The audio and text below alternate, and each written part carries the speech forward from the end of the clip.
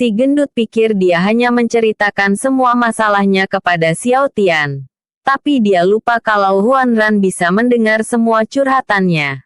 Karena mendengar curhatan dari si gendut, Huan Ran merasa terpukul. Dia berusaha mengingat alasan dia menjadi roh, dan alasan kenapa dia tak mengingat apapun. Berhentilah bersujud. Ayo akan kembali ke tempat api unggun. Semua orang pasti sudah selesai mencari makanan. Ucap Xiao Tian sambil berjalan meninggalkan si gendut. Ketika Xiao Tian pergi untuk menemui semua orang, Huan Ran keluar dari dalam cincin ruang. Dia muncul di hadapan si gendut yang masih menundukkan kepalanya.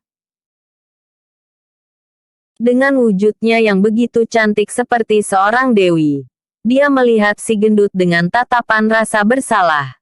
Karena kalau menurut cerita yang baru saja dia dengar, ketika hidup dia pernah mengatakan hal kasar kepada suaminya itu. Dia juga pernah meninggalkannya.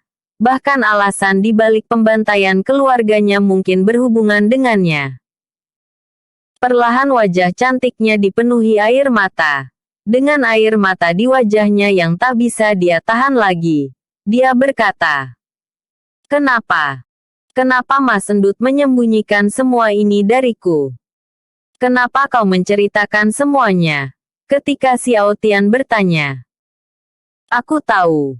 Jauh di lubuk hati Mas Endut, pasti sangat membenciku kan? Itulah alasanmu terlihat kesal waktu wajahku pertama kali berubah." Si gendut perlahan bangkit dari posisinya. Dia duduk sambil menundukkan kepala karena tak tahu harus menjawab apa. Melihat si gendut menundukkan kepala dan tak mengatakan apapun, Huan Ran semakin sedih. Dia semakin yakin kalau sebenarnya si gendut sangat membencinya.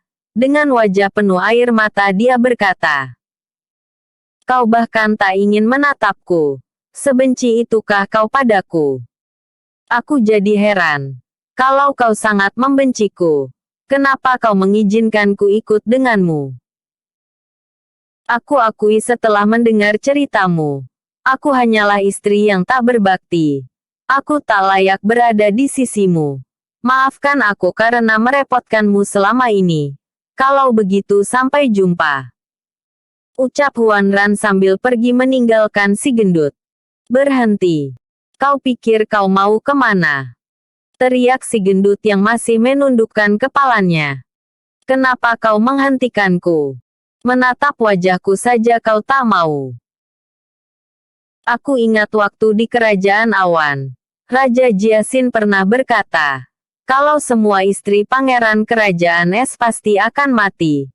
Mendengar ceritanya saja sudah jelas. Aku menjadi roh karena aku menjadi istrinya.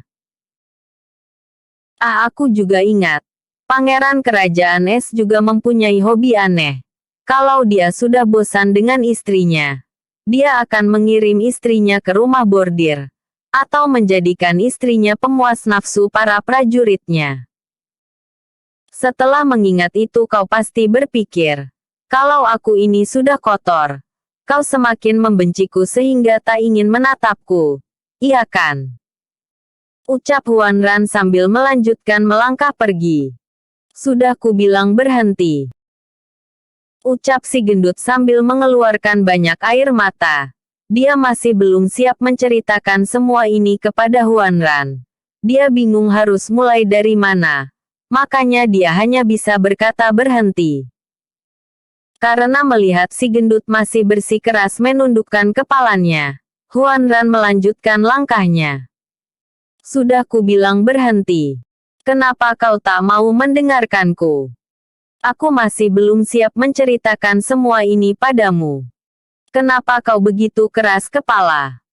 Teriak si gendut dengan air mata di wajahnya. Aku hanya wanita kotor yang tak berbakti kepada suami. Kau tak perlu menghentikanku. Ucap Huan Ran dengan air mata di wajahnya. Dasar gadis bodoh. Kau pikir dengan kau pergi meninggalkanku, aku akan memaafkanmu. Kau pikir dengan meninggalkanku akan menghilangkan dendam di hatiku. Jujur saja aku memang sempat membencimu dulu.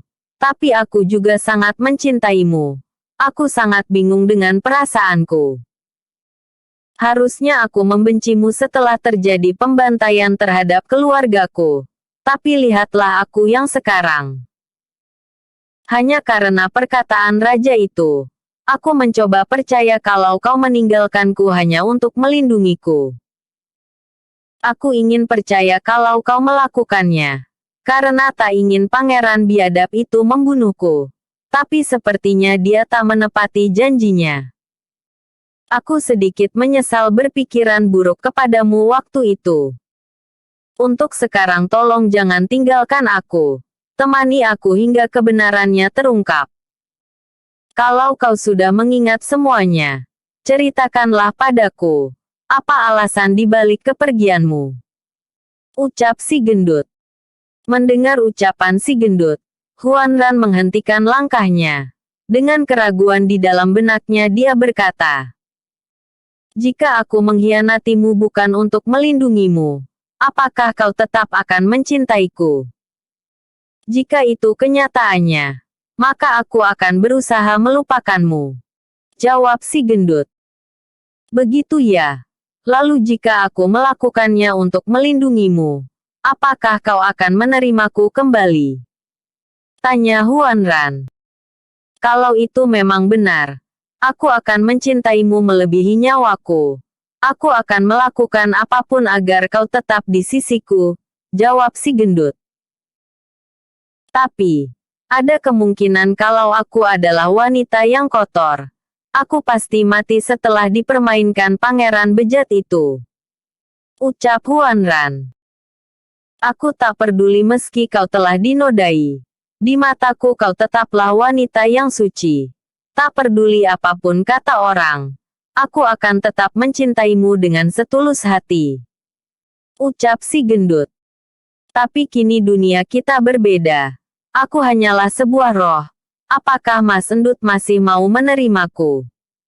Jawab Huanran. "Tak peduli apapun kondisimu, aku akan tetap mencintaimu. Meski aku tak bisa memiliki anak darimu. Meski aku tak bisa menyentuhmu. Asalkan kau berada di sisiku. Itu cukup untukku. Karena melihat senyummu saja merupakan kebahagiaan untukku," jawab si gendut. Mendengar jawaban si gendut, Huanran merasa bahagia. Dia sangat tersentuh hingga mengeluarkan air mata bahagia. "Kenapa kau malah menangis? Apakah aku salah berkata?" tanya si gendut dengan wajah khawatir. "Mas Endut bodoh.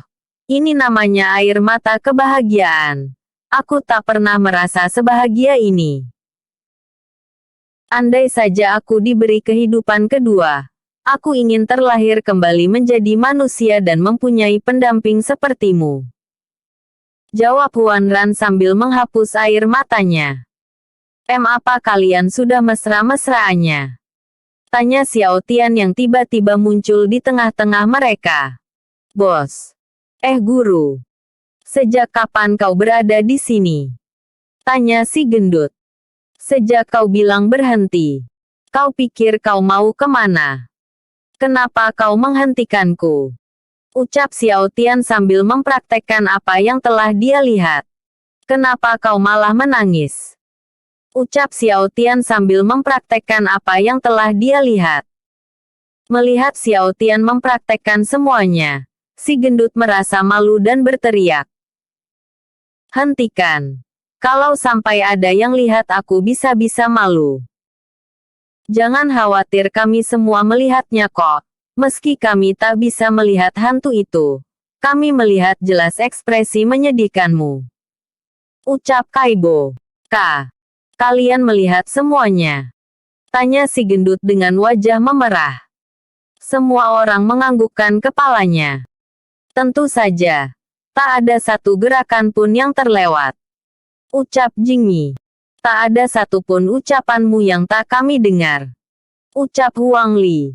"Gendut, aku tak tahu nasibmu sangat menyedihkan. Huhu," ucap Suyan dan para prajurit yang saling berpelukan.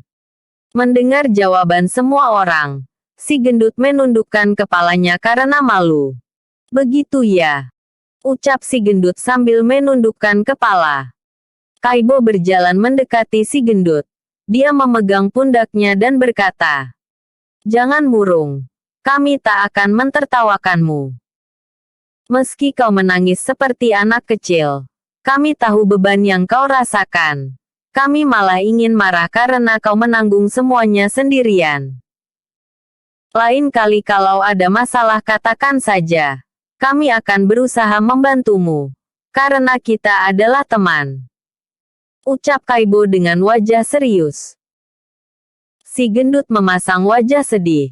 Karena terharu, air mata bahagia tak bisa dia sembunyikan. Dengan wajah penuh air mata dia berkata, "Terima kasih, teman-teman," ucap si gendut sambil tersenyum. "Hei, kenapa kau tidak menghiburku waktu itu?" teriak Suyan. "Bukankah aku sudah menghiburmu waktu itu?" ucap Kaibo. "Kapan?" tanya Suyan. "Saat aku berkata, 'Sabarlah wahai pria tak berguna,'" ucap Kaibo. Jelek hati Suyan terasa sakit mendengar ucapan itu. Suyan berjongkok sambil merenung dan menutup kedua telinganya karena di kepalanya kini terngiang ucapan Kaibo dan Huang Li. "Tak berguna, tak berguna, tak berguna," gumam Suyan. Episode sebelumnya. Chapter 56. Dendam masa lalu. Episode berikutnya. Chapter 58. Pendekar berbahaya.